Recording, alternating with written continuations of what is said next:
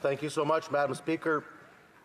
And I will be splitting my time with the fine member for Chicoutimi Fiore. Madam Speaker, this being the first substantial time I've spoken in the House, I would like to ask just for a few moments to thank a bunch of people that have made it happen. And number one, first and foremost, as always, my Lord and Savior, Jesus Christ. Without him, I would not have the ability or the opportunity to serve the great folks of Essex. I want to say thank you so much to my lovely wife, Allison, of 27 years, somebody that, yeah, she is a saint, for being there with me and my three amazing children, to my father, Kim, who's taught me a lot along the way, and my late mom, Helen, that I know she's looking down. To my amazing election team, Madam Speaker, just thank you so much for all your hard work. I've got one of the very best, and of course the amazing people of Essex, Madam Speaker, that have put their trust in me for a third term. Madam Speaker, over the last 10 years, we have been in this House time and time again, facing legislation that stemmed from the Liberal anti-energy agenda. Bills C-49, C-55, and most notably C-69, the No More Pipelines Act. Each of these bills sought to increase the regulatory framework around energy infrastructure, slowing and in many cases stopping development. Because of these policies, in January of this year, EnergyNow reported that since 2015, Canada has seen $670 billion in cancelled natural resource projects. The cancellations of these projects have had devastating impacts on people's lives, with the Montreal Economic Institute projecting that the Liberal oil and gas cap could cause the loss of almost 113,000 jobs by 2040. How striking it is that a political party that has spent the last 10 years throwing up every barrier it could to the construction of new energy infrastructure should now find that it is the urgency to pass Bill C-5, a bill that will only slightly lower some of those barriers. Across Canada, unemployment has risen to 7%, according to the latest data released by Statistics Canada. Liberal job-killing policies have caused this crisis, and the refusal to repeal anti-development laws will only worsen it. Through this act, the government is telling Canadians that the very laws they implemented have prevented them from getting jobs, preventing them from putting food on the table, and preventing the economic development of our country. How many more cancelled projects, layoffs, and losses of income before we say enough is enough? Madam Speaker, what we saw consistently from the last government was sweeping plans and grand promises, but no action. And here we go again. On June 19th, the Honourable Government House Leader said that Bill C-5 is a response to an economic and trade crisis caused by our neighbours to the south. And he's right. Our lack of growth in the energy sector has created a reliance resulting in the United States receiving 96% of our oil exports in 2023. They are now the #1 exporter of LNG in the world, a position which should and could have been held by Canada.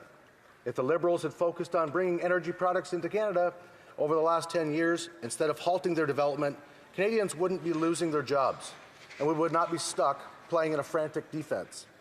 In the past 5 years, proposals have come from almost a dozen countries that have wanted to purchase or partner with Canada's LNG production. Germany and Poland in 2022, Japan and South Korea in 2023, Greece, Philippines, and Taiwan in 2024. The Liberals have had the last 10 years to strengthen our workforce, economic independence, and diversified our LNG. Instead, they have left Canada without the option and infrastructure to stand on our own 2 feet. Canada should be strong and independent, not scrambling to pass legislation because the government realized they've been making serious mistakes. Bill C-5 promises to speed up the approval process and remove regulatory barriers. If that's the goal, why does the government want to create an entirely new office to oversee each project proposal? This regulatory body has not been identified, may take several months to establish and staff, has an unknown set of criteria by which to assess projects, and does not have a designated minister. As it stands, the Building Canada Act may, at best, reduce the number of months that a proposed project will spend before the new regulatory body. Madam Speaker, to build a major project today, whether it is a pipeline, a mine, an electricity transmission line, or any other project, takes several years, and there's good reason for that. Those years are filled with advanced planning, engineering, road evaluation, and consultations with landowners and Indigenous communities. and then several months to build. Shortening the regulatory reviews, while desirable, will not change that, nor will it prevent groups that oppose such projects from using the courts to hamper and delay their development. Those legal delays will undoubtedly drag on, and we will see exactly what we saw over the past 10 years. Projects will get cancelled, and hardworking Canadians will lose their livelihoods because of this government's lack of planning. Madam Speaker, what happens when the approval of important projects is sped up without proper consideration? Mistakes are made, details are overlooked, and corners get cut. TD forecasts that there will be 100,000 job losses by the third quarter of this year. Madam Speaker, Canada cannot afford this lack of a concrete planning or commitments. More cancelled and delayed projects will lead to more Canadians who cannot provide for their families. Several areas of this bill are vague and non-committal. For example, Bill C-5 fails to outline clear criteria for what is considered a national interest project. And hidden away at the end of Bill C-5, it states that Cabinet has the power to exempt national interest projects from federal laws. This government is handling themselves unchecked power to exempt projects they deem important and telling us not to question it, without committing to repeal the laws that have created these problems in the first place. Additionally, it fails to provide concrete timelines for the new and improved approvals process. The Liberals have merely stated that the goal for this bill is to shorten approval timelines from 5 years to 2, but conveniently have not committed to that timeline in the text of the bill. Not only will this bill make little to no real impact on the timeline of energy infrastructure projects, but the Prime Minister also said that the premiers will have a veto on resource projects and pipelines, which will be certainly cause delays and hinder our fight to protect Canadian sovereignty. At best, moving projects from concepts to useful operating infrastructure will still take several years and billions of dollars. So what is the justification to ram this bill through the House without proper examination and debate to ensure that it will have the same benefits this government claims? Madam Speaker, this Cabinet is effectively the same as the last one. For the past 10 years, they have failed to further Canada's interests, increase the Canadian jobs, grow Canada's economy, or strengthen Canada's sovereignty. As my colleague, the Honourable Member for Lakeland, pointed out on May 28th, the Liberals have killed 16 major energy projects in the last 5 years. Why should we trust what they will be able to get done this time around, she went on to say. If this government wants to enact real change and speed up national building projects, then they should repeal their anti-development laws that block those projects so we can strengthen the jobs in our oil and gas sector. Furthermore, they should repeal the industrial carbon tax that is financially strangling our farmers, steel and aluminum and natural gas producers, and causing companies to give up their operations in Canada and move to other countries. Make no mistake, Conservatives want to see streamlined project development without the piles of red tape that have built up over the past decade. We want to work with the government to make sure that that happens. Conservatives have been consistent in our support for natural energy infrastructure, warning the Liberals for years about the economic necessity of these projects. However, that does not mean we shouldn't do our due diligence, Madam Speaker, and take the time to properly consider this legislation. In its current state, Bill C-5 does not provide real solutions. The crisis caused by the Liberals has robbed Canadians of jobs and stability. Bill C-5 has no impact on the laws causing these issues, the laws that have given us skyrocketing unemployment and an oil and gas sector that is far behind our competitors. Canadians deserve economic stability, but they also deserve transparency and clarity. I challenge the government to repeal their anti-pipeline and anti-development laws, and to allow this House the time to flesh out the details of this bill, to give Canadians concrete timelines and set a list of criteria so it provides real, tangible benefits to Canadians. Thank you, Madam Speaker.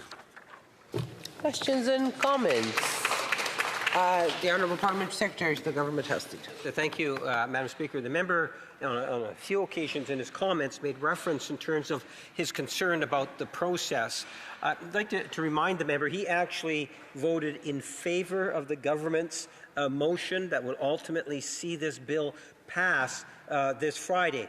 And you know, I appreciate it, because it highlights the importance in terms of going out of the election and the mandate that Canadians had given not only the government, but I believe the entire House of Commons in terms of building a stronger, healthier economy that the Prime Minister has been leading. That's the reason why he met with all the premiers and so forth. There is a very strong theme that's here. The question I have for the member is it would appear as if the number of Conservatives have some concerns. Is the member aware of any Conservative amendments? Because we are going to be going into a committee that they will be proposing to give more strength to the bill. The honourable member for Essex. Thank you, Madam Speaker, and through you to the member.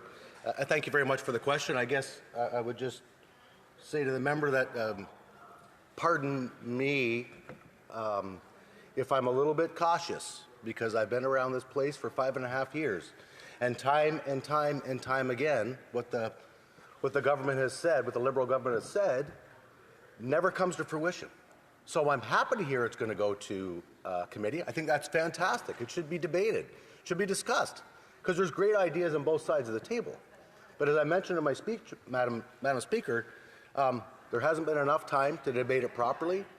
And yes, there's definitely a sense of urgency, but we've been failed. Canadians have been failed far too many times for Conservatives not to bring up their concerns. Thank you, Madam Speaker. Questions et commentaires, l'honorable. The Honourable Member for Rivière du Nord. Thank you, Madam Speaker. I'd like to thank my colleague for his speech. Madam Speaker,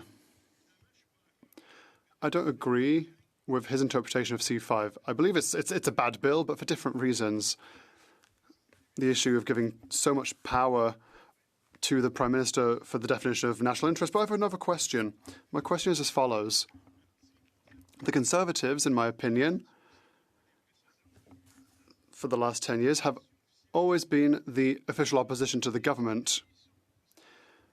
Those who went against the denial of democracy from the Liberals.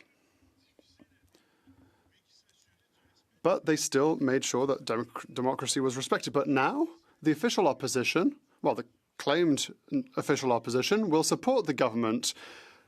So the only opposition in this House is that of the 22 members of the Bloc Québécois, with the smattering of the NDP members and the Green Member of Parliament. So the government now has 400 members in this House. I'd like to hear him about this. In his opinion, has his party turned back on being official opposition for a bill that isn't that good at the end of the day? We don't know how it's going to be used.